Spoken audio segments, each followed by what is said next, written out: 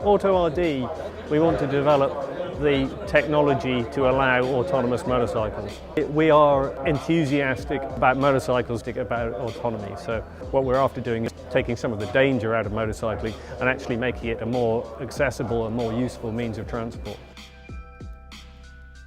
It's a large job to develop a fully autonomous motorcycle. So we've started with the part that's unique to motorcycles first of all, and that's the problem of making a motorcycle balance itself and making it follow the trajectory that you want it to follow, and putting on the necessary actuators and sensors to do that. In the car world, you can go out and buy a car which has already got electric power-assisted steering, electronically controlled brakes and throttle and so on.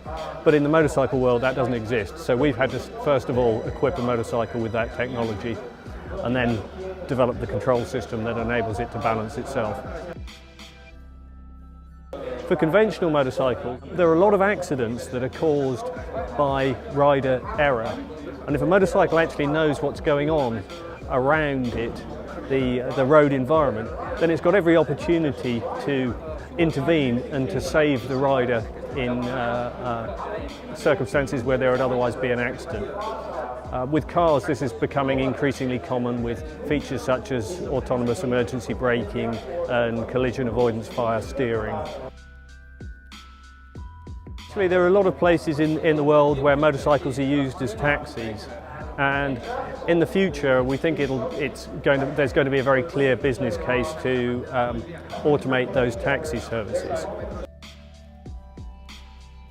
One of the interesting early applications for it is actually on automotive test grounds, where automotive manufacturers need to test the way that the new driver assistance systems or autonomy systems in their cars interact with motorcycles.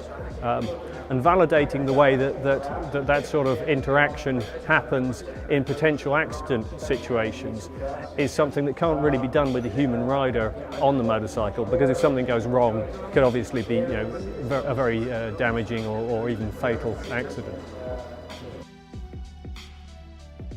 At the moment, we're using a motorcycle with a conventional internal combustion engine. Ultimately, we're going to apply this to electric motorcycles.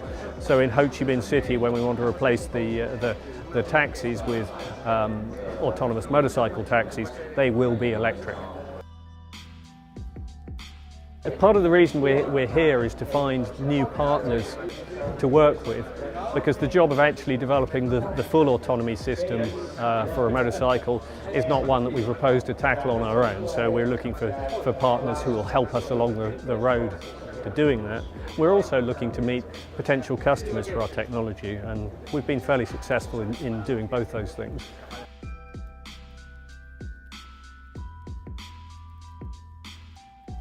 This was brought to you by Silk Road 4.0, a showcase initiative where adventure meets technology. Experience our adventures while traveling. Learn about latest technologies. And join us networking in the countries we're visiting.